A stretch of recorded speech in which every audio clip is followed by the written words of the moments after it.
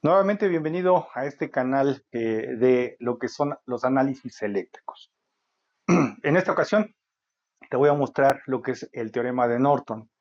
En otro video vimos lo que era el teorema de Thevenin, el cual nos permite encontrar dentro de un arreglo complejo el transformarlo a dos elementos conectado a una red secundaria, una red B. Y habíamos mencionado en ese mismo video que existía el teorema de Norton, el cual podría ser un colorario. El colorario se da a que por medio de transformaciones de fuente podemos llegar de un Thevenin a un Norton y de un Norton a un Thevenin. Cualquiera de los dos análisis que hagamos, ya no tengo que hacer el segundo análisis, sino ya nada más hago una transformación de fuente para poder encontrarlo. En este caso, recapitulemos un poco. Thevenin-Norton. Thevenin, pues bueno, fue de los primeros teoremas dados hacia el ingeniero francés que trabajaba en telegrafía, M.L., lo cual publicó en 1883. Y el segundo fue por el Norton, quien trabajó en los laboratorios de Bell Telephone. Ok, esto es una breve historia. ¿Qué es lo que va a hacer Norton? Lo que va a hacer Norton es similar a lo que hacemos en Thevenin. Lo que tenemos es, si existe una red completa, esta red la puedo separar en dos. Una primera parte, que le voy a conocer como red A, y una segunda, que le voy a conocer como red B. Esta red B puede ser solamente de un elemento, pueden ser de varios elementos. En este caso, ¿qué es lo que va a hacer Norton? Lo que va a hacer Norton es que va a convertir esta red A en solamente dos elementos, independientemente de la cantidad que tengamos o la cantidad de elementos que tengamos en el circuito original. En este caso, ya si lo visualizamos, lo que vamos a tener es que de una red de este tipo nos va a llevar a una red en la cual precisamente tengo solamente una fuente de corriente con una resistencia conectadas en paralelo. Y esto, pues obviamente regresaríamos la red B que habíamos definido con anterioridad. Si te das cuenta, en este caso ya tengo una fuente de corriente con una resistencia en paralelo y por conversiones de fuentes, cuando tengo esto, puedo llevarlo a lo que sería una fuente de voltaje con una resistencia en serie. Y esto que está aquí arriba, pues bueno, también fue el análisis que hicimos para poder convertir una red compleja a dos elementos y ver a una fuente de voltaje con una resistencia en serie. Por eso mencionamos que Norton era un colorario de Thevenin, porque Thevenin lo que hace es plantearlo y posteriormente con transformación de fuentes podemos obtener Norton. Sin embargo, si hacemos el análisis de Norton con transformación de fuentes, también podemos llegar a lo que sería nuestro equivalente de Thevenin. ¿Cuáles son los pasos para lograr este cambio, esta transformación de circuito? Pues bueno, lo primero es, tenemos que volver cero las fuentes del sistema, muy similar a lo que hicimos en Thevenin, y esto nos va a permitir encontrar lo que sería la resistencia equivalente de Norton. Ahora, recordemos, es muy importante recordar que cuando tengo una fuente de voltaje, esta se va a convertir en un corto para volverla a cero, pero cuando tengo una fuente de corriente, pues este se vuelve un circuito abierto. Esto es muy importante considerarlo y tenerlo presente y jamás olvidarlo. Después de que hacemos esto, pues mencionábamos, encontrábamos la resistencia equivalente y después de ello regresamos todas las fuentes al sistema. Esto nos va a permitir que ahora encontremos no el voltaje como lo hicimos en Thevenin, si ahora lo que necesitamos encontrar es la corriente que circula a través de los dos puntos en donde estoy haciendo el análisis. Para encontrar esta corriente, pues puedo utilizar cualquiera de los métodos que conocemos de análisis y o podemos mezclar ellos para poder facilitarnos en encontrar el resultado. Esto nos va a permitir que encontremos precisamente la corriente que circula a través de estas dos terminales y a ello le vamos a conocer como la corriente de Thevenin. Si ahora lo que hacemos es colocar nuestra corriente de Thevenin con nuestra resistencia en paralelo, pues ya podemos decir que tenemos el circuito equivalente de Norton y lo podemos conectar a la red B que habíamos definido anteriormente. Muy bien, entonces, una vez de que ya definimos y planteamos qué hace y qué es el teorema de Norton, vamos a ver un ejercicio en donde demostremos qué está pasando con él. Muy bien, aquí vamos a meter nuevos elementos para ir introduciendo lo que son temas del área de electrónica, pero pues podemos hacer esos análisis complejos de electrónica en un procedimiento, un análisis de circuitos. En este caso, estoy observando que tengo una fuente de voltaje y tengo una resistencia, que es lo que hemos estado analizando normalmente. Sin embargo, aparece aquí un diodo y aparece un LED. Para poder hacer el análisis, primero vamos a ver qué es un diodo. En este caso es un diodo semiconductor, el cual lo podemos ver como una fuente en el momento en el que éste llega a conducir. Cuando éste conduce, circula una corriente a través de él y entonces podemos visualizarlo como una fuente. Ahora, esta fuente va a valer de 0.3 o 0.7 volts, dependiendo si es silicio o si es de germanio. Si es de germanio, en este caso sería de 0.3, si es de silicio sería de 0.7. Ahora, sin embargo, lo que tenemos que considerar es que cuando estemos haciendo ya análisis en la realidad, tenemos que ver la clave de los diodos que estemos utilizando y verificar o revisar las hojas de especificaciones para saber cuáles son las características, verificar el voltaje de umbral y precisamente ese voltaje es el que tendríamos que utilizar en esa fuente. Ahora, algo importante que tienes que considerar es que la parte positiva de nuestro diodo, que es la base de esta pirámide, va a ser nuestro ánodo y va a ser la parte positiva de mi fuente. Y la parte que es la línea, que sería la parte negativa del diodo, la conocemos como cátodo y precisamente es la parte negativa de esa fuente. Esto es muy importante porque así tenemos que colocar la fuente cuando hagamos la transformación de ese diodo semiconductor a este elemento de circuitos. El segundo elemento que introducimos en el circuito que vimos hace un momento fue el LED. El LED no es otra cosa más que un diodo, sin embargo, tiene la característica de estar emitiendo luz. Esta luz la emite dependiendo de las características del semiconductor y pueden ser de diferentes colores. Al igual que el diodo que hace un momento definimos, pues bueno, lo que tendríamos es que la parte positiva del LED va a ser nuestro ánodo y la parte negativa del LED va a ser nuestro cátodo.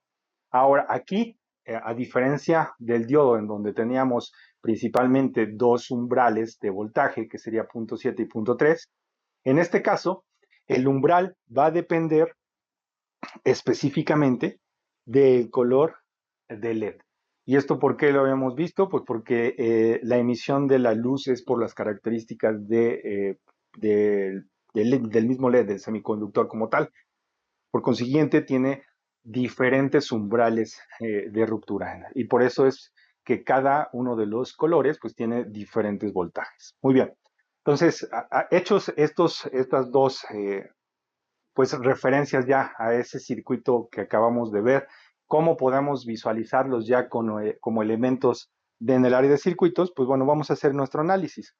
Lo que el problema nos plantea es que se quiere saber cuál es la corriente que está pasando a través del LED.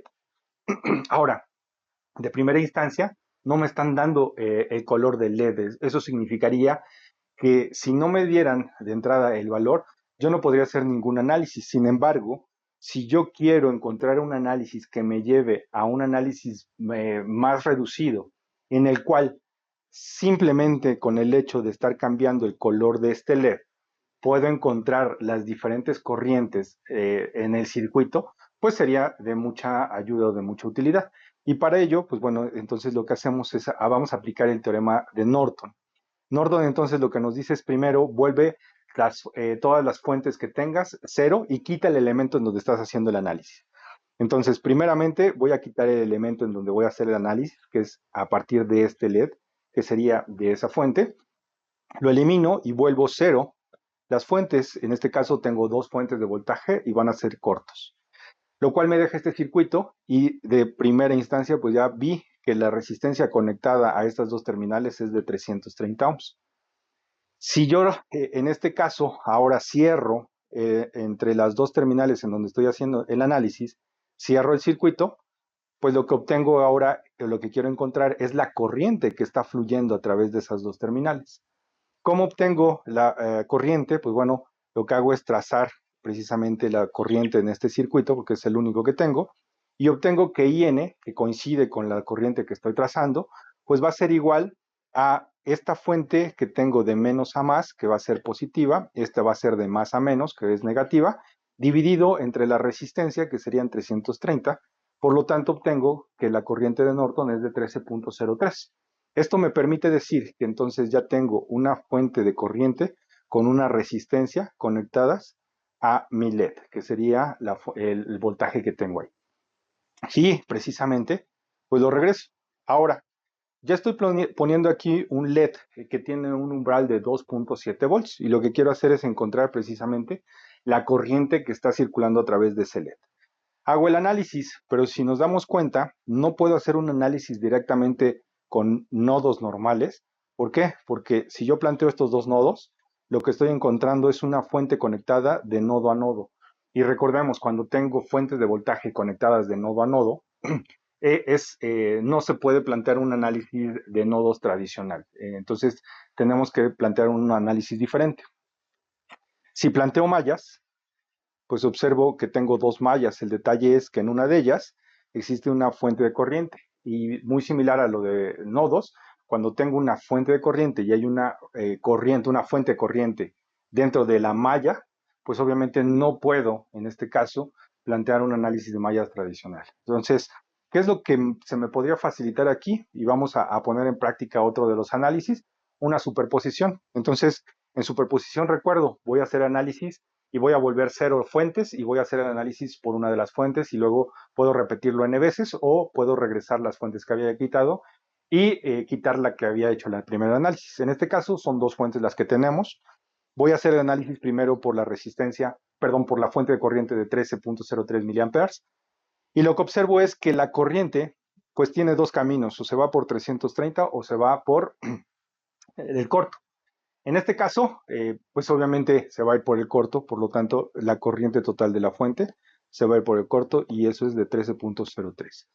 Vuelvo cero la fuente corriente, si te das cuenta estoy abriendo el circuito y vuelvo a poner la fuente de 2.7 y lo que hago es encontrar ahora esa corriente.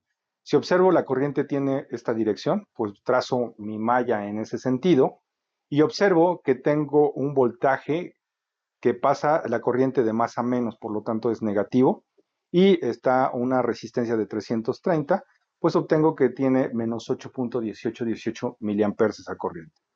Para encontrar la total, pues entonces lo que tengo que hacer es sumar los dos resultados que obtuve, la de la fuente de corriente más la de la fuente de voltaje, que serían 13.03 menos 18.18. ¿Por qué es una suma algebraica? Porque recordemos que planteamos la misma dirección en ambos análisis. Eso tiene mucho que ver y tienes que tener mucho cuidado en ello. Entonces, ¿esto de dónde salió? Pues precisamente de la fuente de corriente y de la fuente de voltaje. Ahora, en este caso, pues bueno, nos está dando precisamente que el resultado no es otra cosa más que 4.82 miliamperes.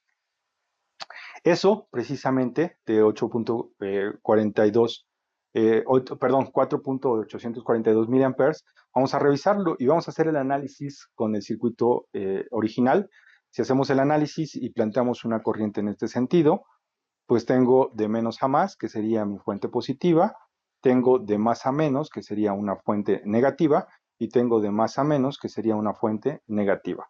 Por lo tanto, la única resistencia que se encuentra es la de 330 que tengo acá, y eso nos da 4.848 miliamperes. Si hacemos una comparación, pues bueno, recordemos que son muy aproximados, y esto va a depender de igual forma por el número de decimales que estemos empleando. Sin embargo, es importante que tengas en consideración el que cuando plantees las corrientes tengan el mismo sentido. Y aquí llegamos al final de lo que sería nuestro teorema de Norton. Si te diste cuenta, obtuvimos una fuente de corriente y una resistencia en paralelo. Si ya tenías este análisis y quieres hacer un análisis o se te facilita hacer el análisis en Thevenin por el arreglo que tienes de una fuente de voltaje y una resistencia en serie, recuerda, el colorario no es otra cosa más que una conversión de fuentes. No te pierdas el siguiente capítulo de esta serie de Thevenin y Norton. Nos vemos.